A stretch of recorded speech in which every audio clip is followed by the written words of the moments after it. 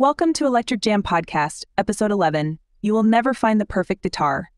Greetings and salutations, everyone. Welcome to the Electric Jam Podcast. I'm Christopher, and I am here with Richard, as always. If you don't know who we are, check out our website in the description of this podcast. Electric Jam has guitar reviews, gear testing, and tons of info on recording. Richard, how are you doing today? I'm doing good. How are you? I'm fantastic, and I don't hear a dog on your end, so... Oh, you will. You will. he'll be barking soon. I set him up with a nice little kind of sofa bed thing, and a makeshift sofa bed thing in the living room. So I'm hoping that keeps him good. But yeah, probably not. He likes to bark at literally everything. So fingers crossed we can get through and it'll be all right. So we're going to jump right into the news. News time. And the first thing that we wanted to talk about was the band Sleep Token. No, not Sleep Token. And we've never mentioned them on the site, I don't think. Maybe in the top metal bands of the year. I don't think. I mean, no. I've heard about them in passing, and obviously because you can't really get out of the way of them. And I haven't written about them on the site. So the thing is they've like pretty much taken over. What word am I looking for here? The metal zeitgeist right now. And there's so many people talking about Sleep Token. Not Sleep Token. And every time I get on YouTube or Instagram or anything like that, there's someone talking about, hey, this is how you play blah, blah, blah from Sleep Token. Or they're talking about the videos, which I don't think are very interesting anyway. They're like still shots.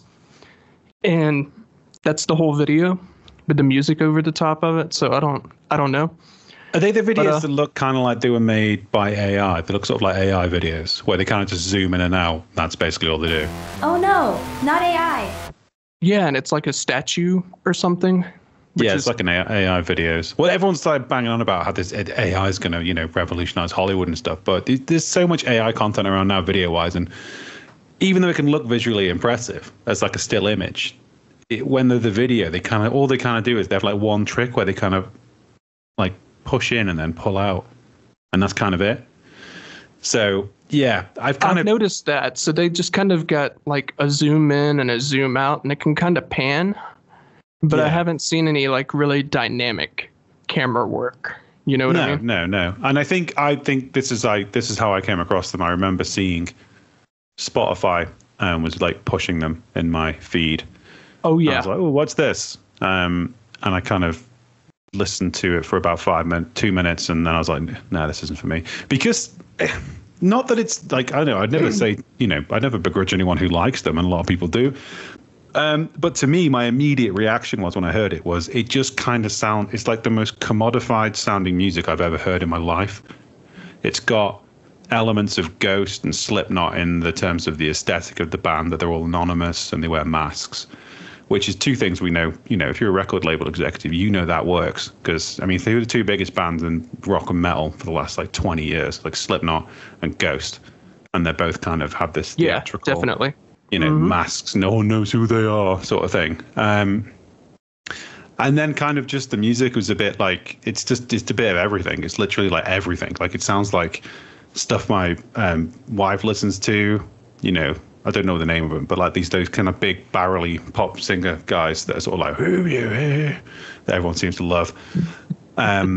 It's got like that, and then it's got kind of like the sort of, genty kind of on fleek kind of metal sound to it. Not for me really. I can see so why I gave them a chance. I gave them 2 minutes, but I gave them a full hour the other day when I was writing an article for the site. I was going to listen to the whole new album. I think it's called Return to Eden, and I listened to it, and I kind of came to the same conclusion that you did. I feel like it's too much stuff, and none of it is particularly outstanding. Memorable. It's not memorable. You know what I mean? To me, that's my thing, my takeaway from it. And I did listen to it for longer than 2 minutes, so I'm not going to pretend that I didn't. it's not very memorable. Like, it's just, there's not really, for me, it just kind of really didn't, there was nothing that kind of stuck out apart from the actual image of the way they look. Like that. And the was kind dude's of it. voice. He has a he's got an crazy unusual voice. It's good, very like kind of like bluesy kind of R&B voice, which is kind of good, but it also, I just don't know if it works for me in that kind of context. It just seems too much of a, for me, it's too much of like a pastiche of different bands that it's almost looked like it was something that was put together by a record label executive to make some money. And it seems like it would be a nightmare to do live because there's so many keyboards and synthesizers and backing tracks. Then you have real drums, and then you have electronic drums. You've got real guitars. Then you have like sequenced guitars. It sounds like a logistical nightmare, unless they were just really all Literally playing to a click. Yeah, I'd imagine that'd be just straight off a laptop, and there's like two of them.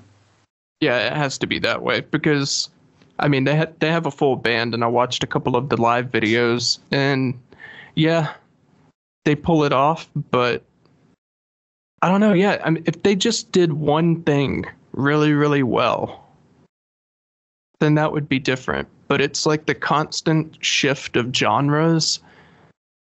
It feels like, I don't know, when you're trying to do everything, you're not good at one thing, you know? Yeah, it's kind of like a sort of trying to be a catch-all. I mean, I get the impression that they're quite young, so, because reading about their influences and stuff, a lot of them are quite sort of, Explosions in the Sky, Bon Iver, Meshuggah, Deftones. These are all kind of like early 2000s, like Slipknot. Yeah.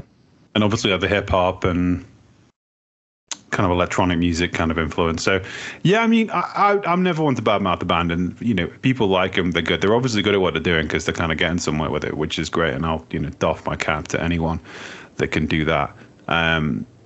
Just for me, I'm always the thing with me, I'm always slightly dubious about bands that kind of, or any artist or anything that kind of just pops up out of nowhere. And you're just like, well, how did that happen? There's word of mouth, but word of mouth takes a long time, like organic word of mouth. I mean, like Metallica was like, years before they got to where they were like massive, and that word of mouth took ages to play out. So, yeah, I mean, and his older music doesn't sound like that. Like, there's not as many heavy guitars and stuff like that. It's more electronic, because I kind of went back and listened to the singer Vessel.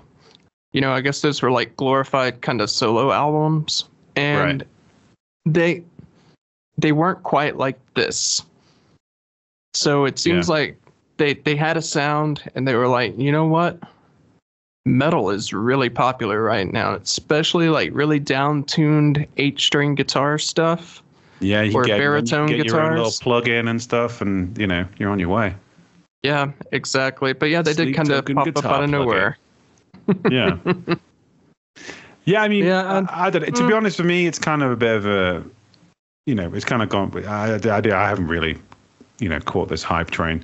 And you just mentioned it because obviously it's getting quite big now. They're getting quite big now, and you wanted to talk about it. So I gave them a bit of a cursory listen. But yeah, it was not my jam, to be fair. And that's not me just being like an old grumpy guy. I love Ghost. Ghost are like one of my favorite bands. I love Slipknot. I always have done. And it took a while for Ghost to really come on. They were like, because I remember when they were Ghost BC, because they didn't own the name Ghost yet. Yeah. Well, I saw them when they first came to London. They did a show in Camden, and I think it was in like 2010 or maybe 2012, but it was ages ago. And they were absolutely ridiculous. Like, it's on YouTube. If you hit the Camden Underground, if you want to see it, it was absolutely like amazing. It's one of the best gigs. It's like one of the best gigs I've ever been to. They kind of, because before they even started, there was all this kind of like hype about it. And no one knew who they were, and they looked really creepy, and they had all this like Exorcist style kind of aesthetic to them, with like the molding like demon faces and stuff. And I was like, I've got to go and see this. And I think tickets were like 10 quid or something. It was so cheap. And Yeah, and before they came on, they like filmed the room with like incense, and it was smoky, and then there was like they were just playing the that organ loop off the first album just on repeat. Oh yeah, and it just started like distorting and then falling into itself, and then it just came on, and it was just like holy. This guy was just like stood there in his presence, and like straight away I was just like, these are going to be huge. Like if you can, if we can get past the kind of fact that he's probably going to like give half of America nightmares, they're going to be enormous, and they were, and they have been, and they are, and they just got better and better as well. So yeah, and I don't mind theatricality with music, and having things like that, but they have a thing that they do, and they've done it well. I just don't think just like Slipknot did what they did was ridiculous. They were so heavy and fast and frenetic, and no one else was really like that. I mean, there was a lot of heavy bands, but they weren't as aggressive. They didn't have that like nasty aggressiveness as Slipknot did. And these guys are just you could just put it on in a mix of bands, and it wouldn't stand out to me as a track. Like, do you know what I mean? I wouldn't be like, what's this? I wouldn't stop and be like, what's this?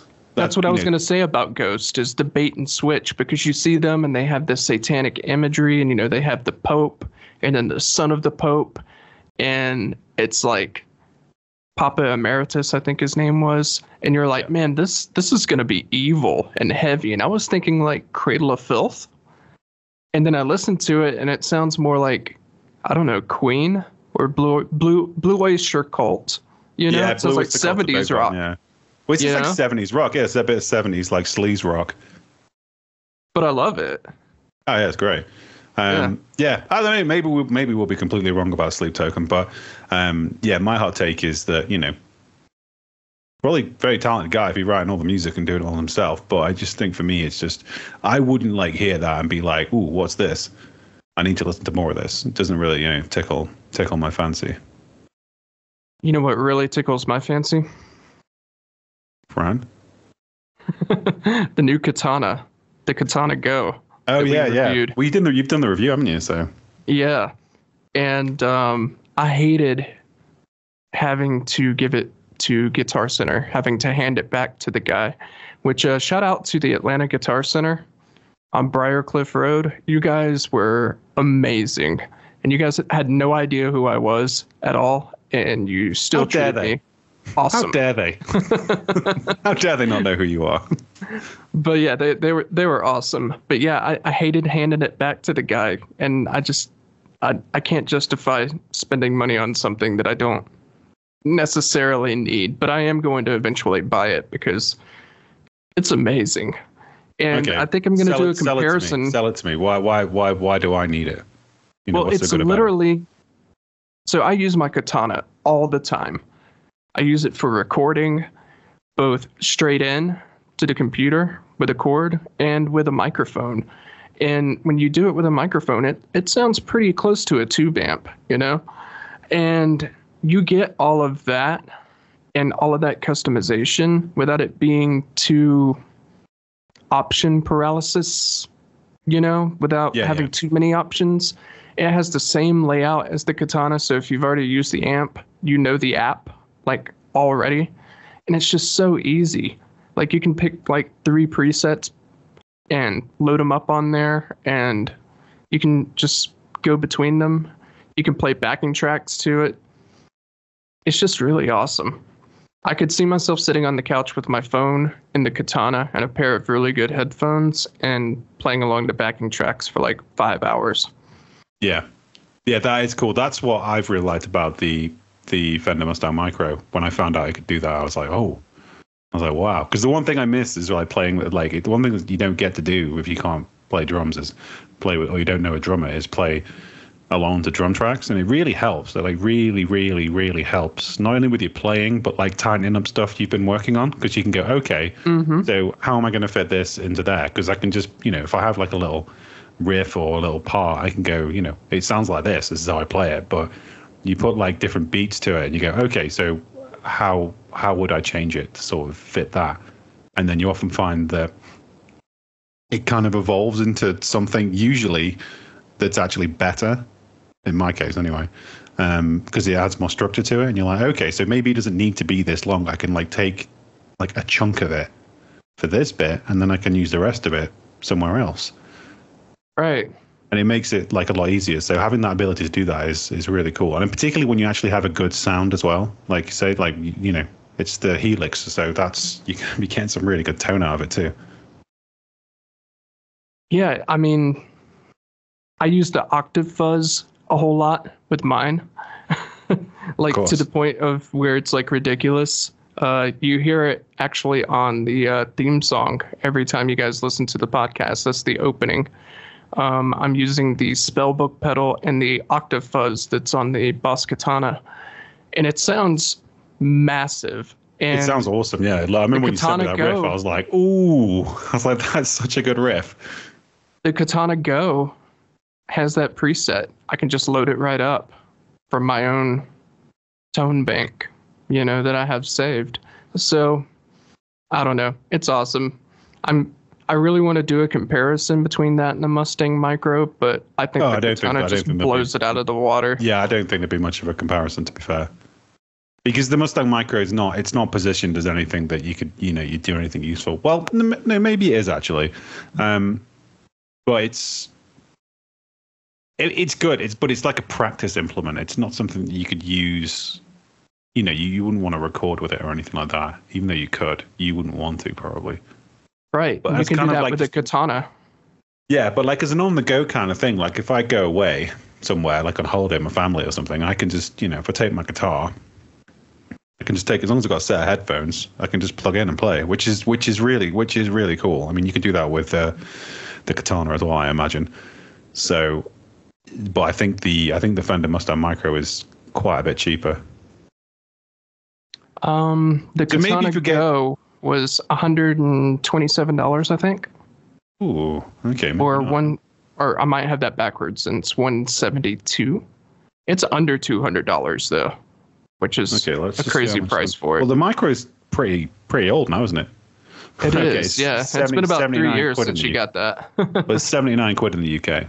So. Okay, yeah. So that's pretty good. So it's probably $100 here. Yeah, so it's quite cheap, but I think is for like a beginner that's kind of never really played through an amp, or is kind of a bit confused by all the options that you have with amps, and your playing's not really, you know, you're kind of just learning. I think that's a great little practice tool to have, because it's cheap. It's got like a whole array of tones on it, you know, from like distortion to clean. You got delay, reverb, chorus effects, and you can plug it into a computer if you want. And you can listen to backing tracks through the Bluetooth settings. So, you know, you want to riff around in like A, you can load up a backing track from YouTube and get stuck in. So I think as a learning tool, it's great. I mean, it's the kind of stuff that, you know, like when I was learning guitar, it wasn't even, you know, it wasn't even That's not even something I wouldn't have even imagined that. Yeah, it's like Bluetooth now. It's like people using Bluetooth. You're just like, well, you know, when I was a kid, that was still considered science fiction. Yeah, we had wires everywhere. Yeah, it's crazy. So, did you hear that? I didn't. Oh, I accidentally pressed my AirPod and it started playing music. So I was worried that you would hear it. No. That's pretty cool. So I could literally listen to music and talk to you at the same time. Yeah, don't do that. Okay, so who's it aimed at though? Who's it aimed at? Do you reckon? Who's the Katana one aimed at? Because obviously, if you've got the amp, you don't really need that, do you? So where's it positioned in the market? I think it's for beginners, and I also think it's for intermediates and experts. So kind of for everybody, but I think more for beginners, especially if you don't have the space for an amp, or if you live in an apartment and, you know, you've got neighbors and stuff like that, you can't be loud, then that's a perfect tool. And as far as the expert to intermediate people, you can totally record with this. Like, you can plug it up via USB and it sounds awesome and there's no lag. So it's really good for getting down ideas too.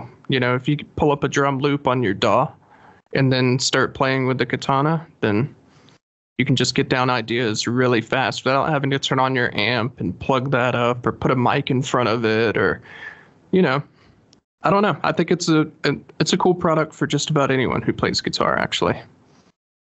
I'm telling you, Boss has just nailed it with the katana stuff, because it doesn't matter what level player you are, you're going to think it's cool once you try it. They really have. And they don't, it's not foisted on you at all. Do you find that? Like, it's just, they're not really heavy on the marketing or the advertising. It's kind of just, you can't help but come across it because everyone recommends it because it's so good. But it's like that old school word of mouth kind of stuff. You'll just read about it on blogs, or people will be talking about it in YouTube videos, and people will be like, what do you use? And be like, well, I've got a katana, which I use like every day.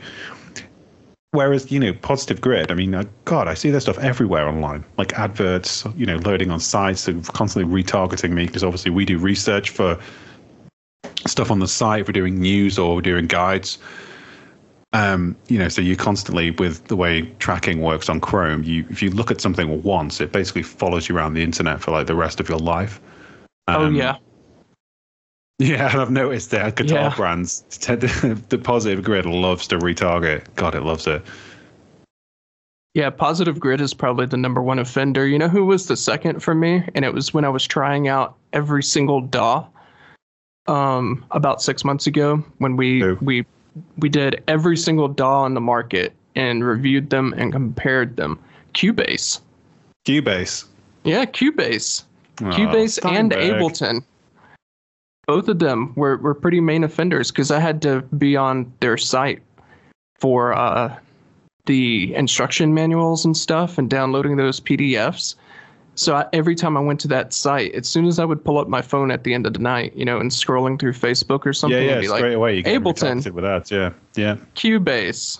Yeah. I'm like, come on. Yeah, well, this is a reason. This is this is a bit of a segue, but I've been doing a lot of research this week for my other job on kind of like data protection and data privacy online, and how it's not really a thing anymore because everyone uses Google Chrome to access the internet and through their phones and things like that. So after like a long period of looking into these like terrifying reports about the level of tracking that goes on in Chrome, I was like, I'm just going to switch browsers, because I really don't like the way things work. I don't like the way the place where Google is heading as a company anyway. I preferred Google when it was in its don't be evil phase. Now all those guys apparently have left, and now Google's just doing whatever the hell it wants. So I effectively started using it's called Brave. Have you heard of the Brave browser? Oh, yeah. Mm-hmm. And I have that, and I have Firefox. Yeah, well, Firefox, it's Brendan Eek, who's the guy who he used to work at Firefox and Mozilla Foundation, and he's heavily involved in JavaScript development and stuff like that, like the original actual development of the script. And he created Brave browser and the BAT, which is Basic Attention Token System, which is kind of like a cryptocurrency, like a digital currency. And the Brave browser, it literally blocks everything. I mean, everything.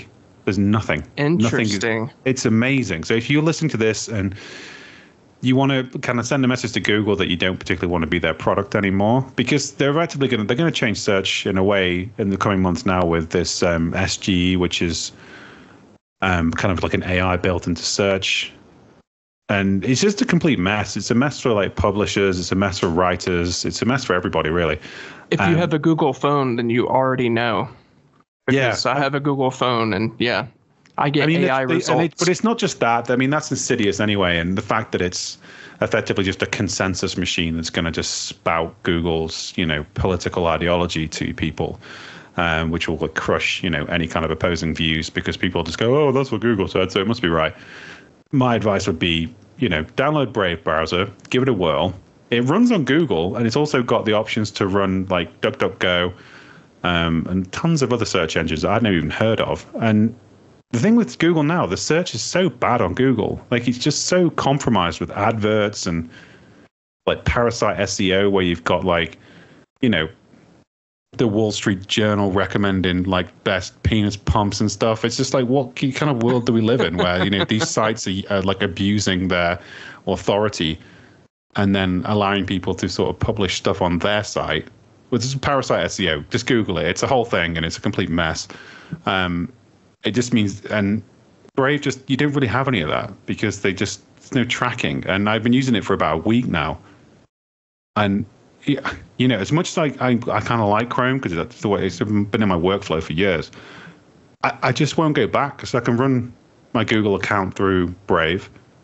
Like, it's faster because there's no tracking. All the websites I go onto don't have adverts because it removes them all. There's no retargeting.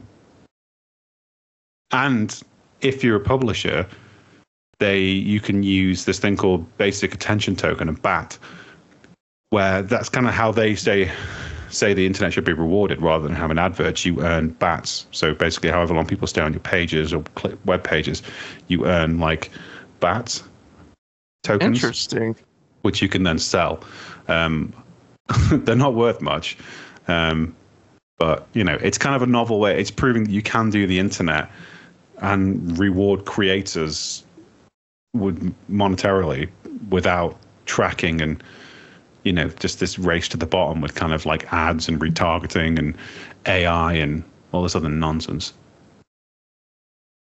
Yeah, I had no idea. I think I'll try it out a little bit more because I know I have it downloaded. It's so quick as well. That's the thing. It's so much faster than Chrome and Safari. It's like absolutely rapid, and it's just like a pleasure to use. You kind of like it's kind of like it reminds me of how Google used to be about 10 years ago before it kind of disappeared up its own arms. Yeah. No, it used to be perfect. It used to be awesome.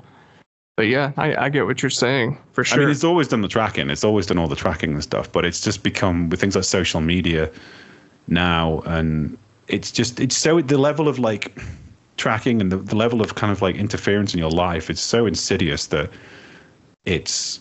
Well, Google has to give you reports. You kind of have to draw a line in the sand and go like, and you know what, enough's enough.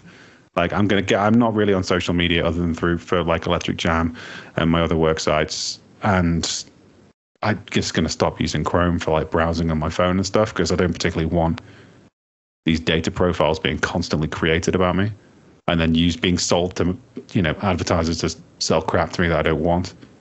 Yeah. Which kind of is a good segue into our main topic today. We didn't mean to go off on a tangent, but I mean, it's a good one because it kind of lines up parallel with what we're talking about today. And our main topic is why you will never find the perfect guitar. And this kind of goes back to last week when we talked about gear acquisition syndrome. And I think targeted ads have a lot to do with that.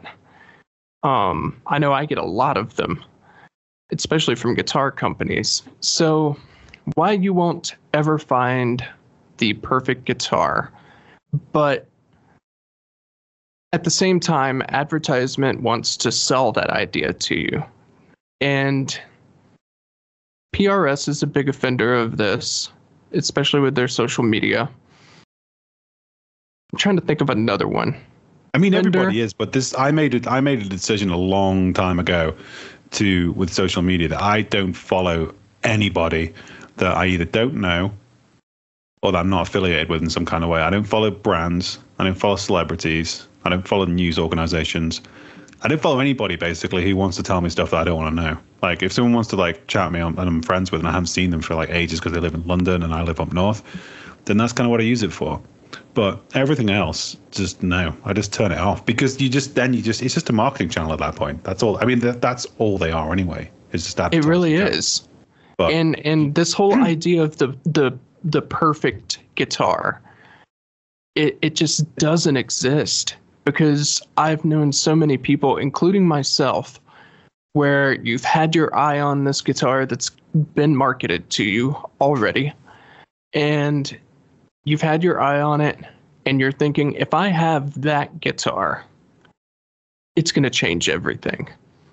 And I remember, this happened to me with Ibanez, and it didn't change anything. I mean, I played a little bit more because I liked the guitar a whole lot, but it wasn't the perfect guitar.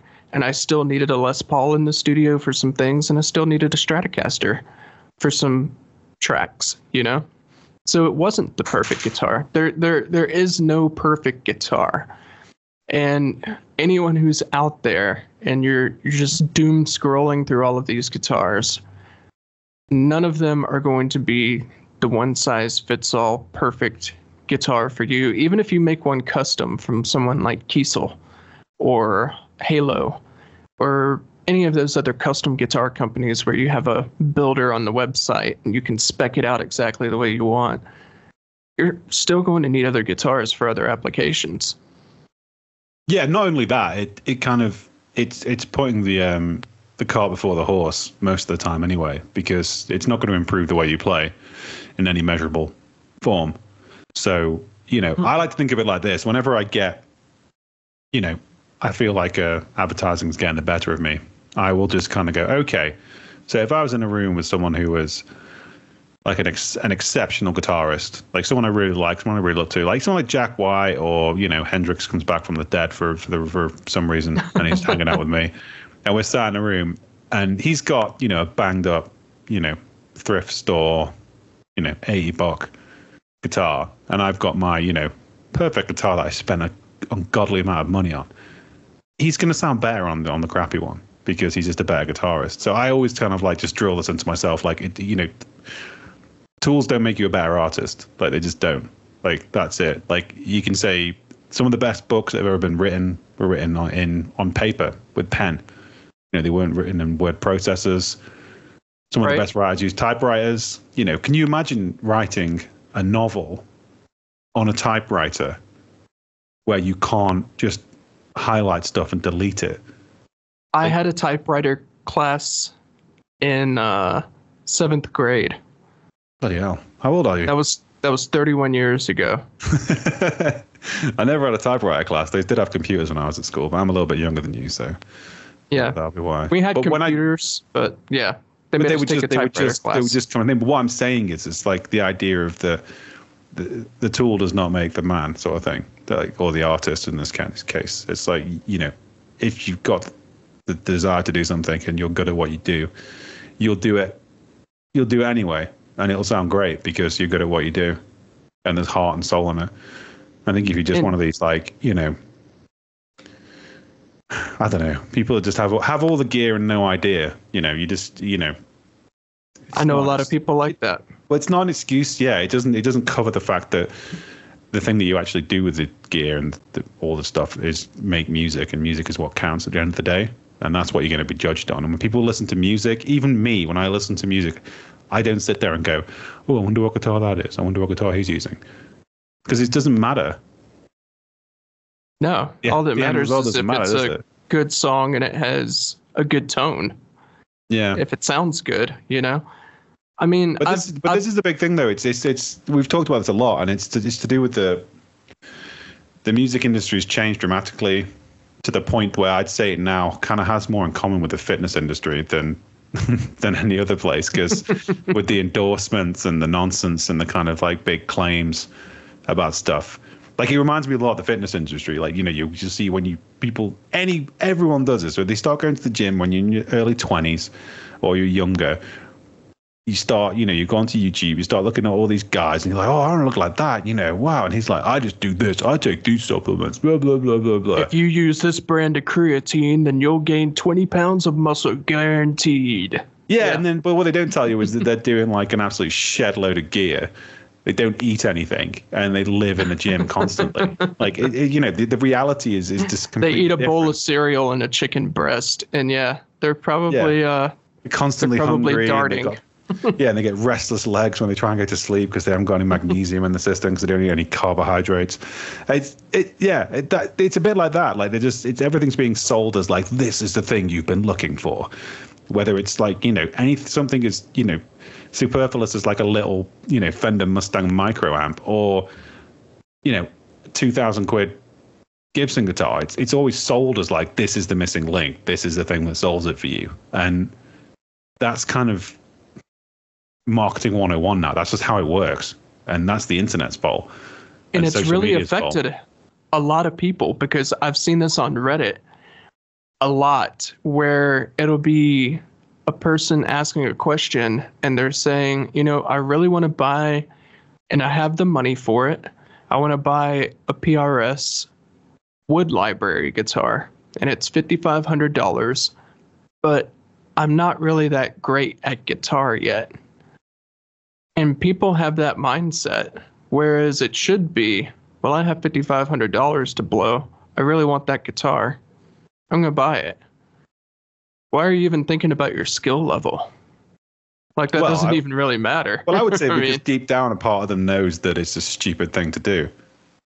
Because if you're not very good on the guitar, meaning you're a beginner or like an early intermediate player, there's no reason on earth that you should be playing guitar that costs £5,000, like, or $5,000. You're not going to understand ridiculous. Why it's good. It's like having, you have no comparison. It's no different from having, spending £15,000 on like a Mac desktop pro computer and then literally just using it to run Google Drive on. Like, well, it's like if I had a Lamborghini for my first car. Yeah, I mean, that does happen. Every car after that is just going to be so much worse. Yeah, but at the same time. Yeah, but that's like people that, people that buy their kids ridiculous cars and stuff like that.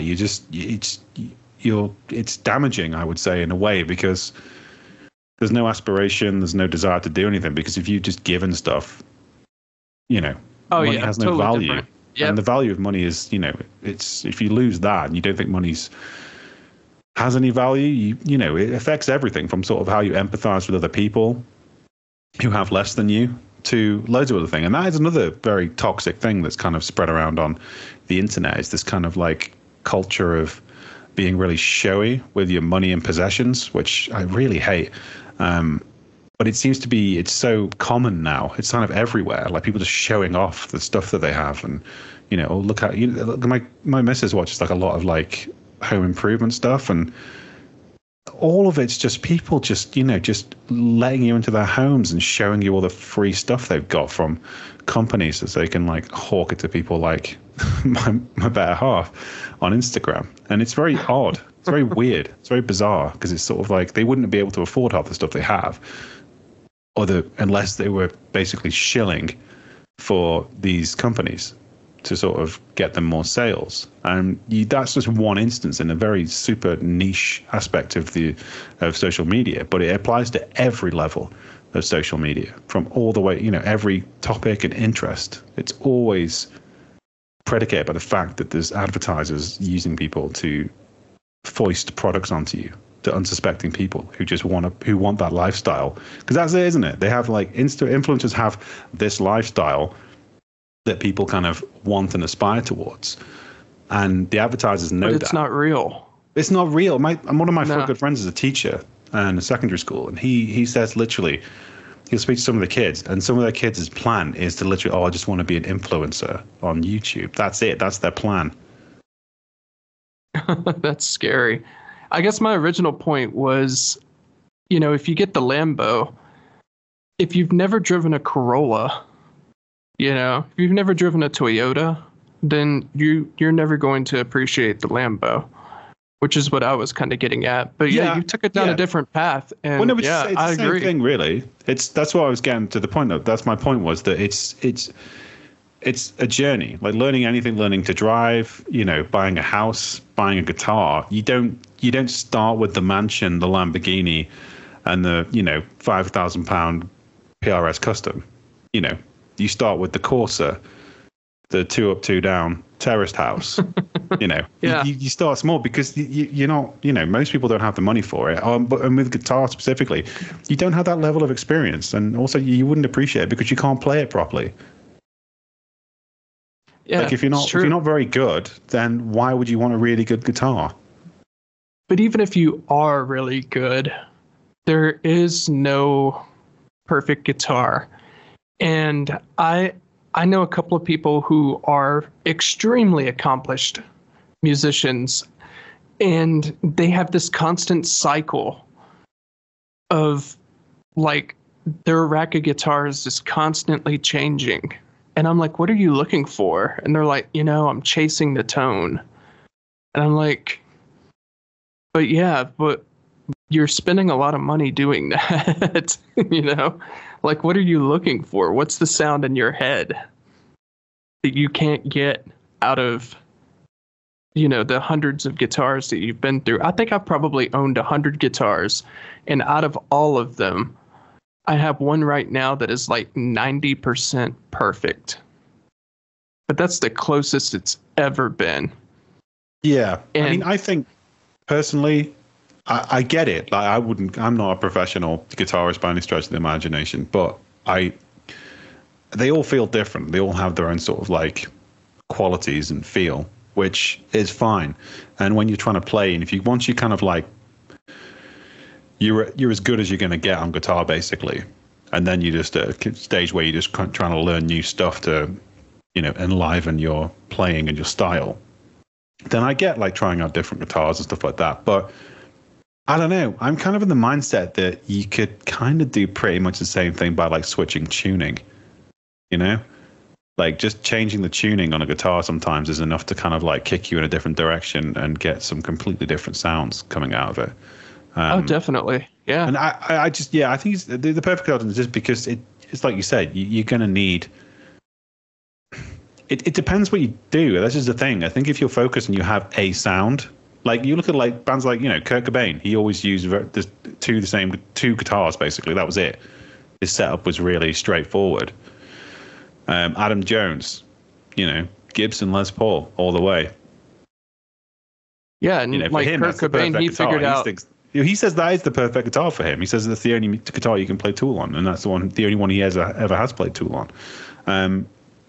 But then I think there's different types of guitarists, and you look at like someone like Steph out of Deftones, and he's always rocking some like kind of like cool, like new guitar, like a 7-string or an 8-string or the 6-string. They're always like ESP, but they're kind of like, he varies the models quite a lot.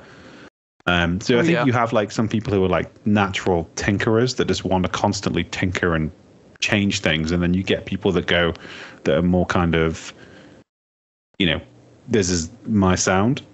Like another good example would be like Josh Homme. He kind of like switches around models like all the time. Like I've noticed he's playing semi-hollow a lot for the new album on tour. Like he's got this like semi-hollow thing going I noticed that too. Yeah. So which kind of makes sense actually now listening to the record. It's kind of got that sort of semi-hollow sound to it. But again, I don't think he's somebody that would ever make, it's kind of like this is the tool for the job sort of thing. Like if I want to go heavy, I know I'm using this. If I want to go have a more kind of like organic, earthy, twangy sound, he might use the Telecaster thin line or something. Something. That's what I was getting to, actually, is at the end of the day, these are tools. Yeah, some of them can be pretty. Yes, they can be works of art. But at the end of the day, they are an end to the means. They are a tool. And if you want a certain single coil sound, then a Stratocaster or a Telecaster, nothing else sounds like them. So that's why I always say you should have a Stratocaster in your studio, even if it's like a Squier, because even if you're doing like the heaviest metal in the world, you're going to come to a clean section one day where you're going to need that Strat. But not even that, actually. I've got an interesting story about this. When I was in a band years ago, we went to a recording studio and we recorded with a guy who recorded a lot of the Napalm Death's records. And we were like super young. We went in anyway, and the guy was recording like a guitarist guitar, and this is in Birmingham, and he was sort of like, nah, it's like, this doesn't sound good. He's like, try it with this. So he gave him a Fender Telecaster, and we were a metal band, and it sounded incredible. It sounded so much better. I think he had like some kind of like Yamaha, I can't remember what it was called. It was like a Yamaha, but it had like it was like a kind of a weird. It wasn't like a 7-string. It like dropped. I don't know. It was some kind of weird like Yamaha invention. But it was quite cool. But it allowed you to do like much lower tunings, but without being a 7-string. But it wasn't a baritone. So I'm not doing a very good job of describing that guitar, but I can't remember what it was called. So it's like a Yamaha Drop 6 or something like that. Oh, like a bass 6. Yeah, I know what you're talking about. I'm sure it's called a Drop 6. I don't know. My memory. This is going back like 20 years, so my memory's pretty sketchy at best. But anyway, he was like, he's like, use this. And he tried it, and it just sounded so much better. Like, it sounded so much better. And that was a single coil as well. So, but a single coil through like a proper, like, I think it was a JCM, Marshall JCM I think it was. That'll do it. I think it was a 5150. Yeah, I think it was a 5150 just straight in. That'll also mic'd do up. it. Yeah. It sounded badass. It sounded absolutely enormous.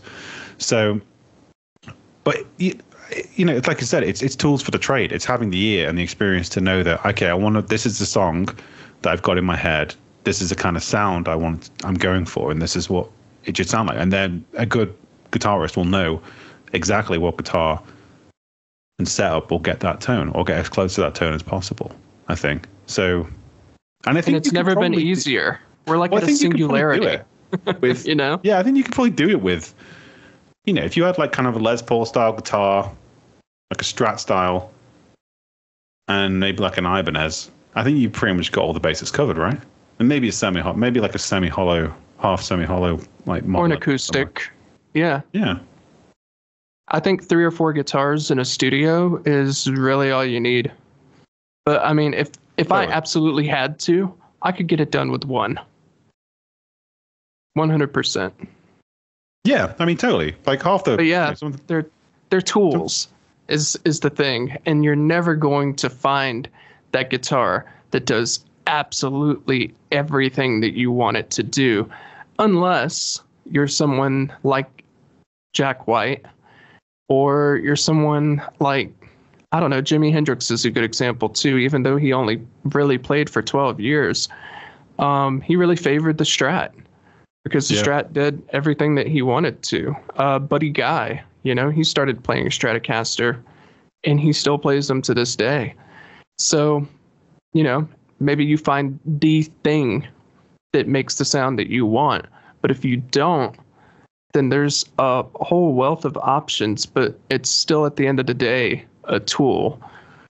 And I don't know, putting them on this pedestal, like this is the guitar that's going to change me. It's not. It absolutely isn't. Yeah, it can't. It's the other way around. You need to focus on yourself, focus on your playing, focus on your chops, get and good. Your style. Yep. And your style and your playing, just everything, your dexterity, your chord progressions, all that kind of stuff. That's the kind of stuff that it doesn't matter if you're playing an acoustic or an electric guitar unplugged or one through like a $6,000 tube amp guitar rig. You're gonna sound great because that's the difference. If Eddie Van Halen could make an album that sold 20 million copies with a guitar that was being thrown away by Wayne Charvel that he built himself. He took it home and spray painted it. If he can write a Grammy nominated album, then I mean, what does that say? Well, exactly. Brian May. I mean, Christ, he is a handmade guitar. His dad made, wasn't it? And he used it on everything. He built it out of a fireplace mantle. Yeah. So it's all superfluous to the fact. And a lot of the time it's like, I think it kind of plays into this sort of like modern fascination with everyone having ADHD, that, everyone apparently has ADHD now. Everyone I speak to is like, oh, it's just my ADHD acting up. And I'm like, oh, so you've got it as well, like everybody else I know. Where you can kind of just procrastinate about something and it takes you away from the actual scary thing, which is, I've got to actually sit down and try and get good at this. Right. And just busy myself just watching videos and looking at reviews and reading about gear and imagining what I could sound like one day if I ever get around to putting the hours in and actually doing the hard work. That's a dangerous territory to be in. Totally. If you're trying to do this for real, if you're trying to be a musician, that's probably the most dangerous place that you can be in, is stagnation like that. But yeah, to wrap it all up, do you have any final thoughts? On the subject, I think I pretty much exhausted everything I have in my head for that subject. It would just be, just unplug. The internet's great, but just unplug from it and just focus on doing what you enjoy doing. And if it's playing guitar, just play guitar. Because if you enjoy shopping for guitars more than you do playing for guitars, you got problems. Yeah, you're not a guitarist. You're an investor. You're a consumer. Exactly. But anyways, we will see you next week. As always, you can join our email list. It's getting bigger and bigger every single day. It's going to be in the description of this video. And if you're watching on Spotify, it'll be in the description there. Wherever you're listening to this, it's going to be there. So, sign up for the email list. And check us out on Reddit. We're still trying to grow that, and we've had a few people trickle in. Yeah, but, I'm on the subject of it. I'm thinking of sticking a pin in that one because in the not too distant future, we're going to be launching kind of like a community platform within the site. So effectively be our own little community. So it'll be part of the site. Like our own Reddit. Yeah. Yeah, like our own Reddit. So it'll be me and Chris will be in there, and we're going to sort of gradually start like having people come in, and there'll be courses and there'll be like seminars, and Chris will be doing like weekly videos and stuff where he'll take you through stuff. You get advanced previews on gear. You'll be able to sort of ask us questions, book time with Chris if you've got any questions about, I've got this much money, I need to buy a guitar, what the hell should I get? And then you can maybe like book a Skype chat with Chris. He'll sit down, talk to you. We can do song critiques also. Yeah, help you find the one you want. But it's just we want to kind of create a bit of a community of like-minded souls where we can sort of, just kind of hang out and discuss stuff, which will give us more ammunition, things to talk about on the podcast. And also it's a place where Chris is going to start doing more kind of focused stuff on lessons from like recording and, practicing and mastering, all these kinds of things that will be available on there. Some will be free, some will be paid, but, there'll be kind of something for everybody. So there's not going to be an onus on if you come in, you have to spend money. Like there'll be tons of stuff you'll get out of it just from a community standpoint. But also if you want to kind of learn, there'll be some free courses, and then there'll be some kind of more in-depth kind of premium courses too, from everything from like mastering to songwriting. So that's kind of the immediate plan. And also I just figured the reason why is because Reddit isn't our platform. So if one day we build like a thriving community on there, and then one day Reddit just goes, you know what, we're closing this down. They don't have to even give us a reason. They could just close it down. It already happened. Yeah, it happens all the time. A lot of places. Yeah, a lot of happens all the time. Happens on Facebook too. So I've made the decision we'll do it this way because then it's our platform. And no one can really shut us down, apart from aliens. And I can finally put that EMP. I can finally put that music degree to work. Exactly. So so that's kind of the only big update now. That's going to be probably later on this year. I've got a few things to iron out before that, but so that's quite excited about that. So that should be quite cool.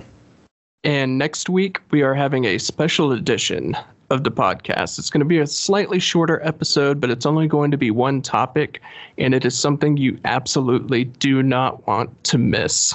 It's going to be a lot of fun. Everybody, practice your guitar. Quit looking at other guitars. Quit cheating on your guitar. Being a consumer. The one you have is perfect. Anyways, we'll see you guys later. Bye.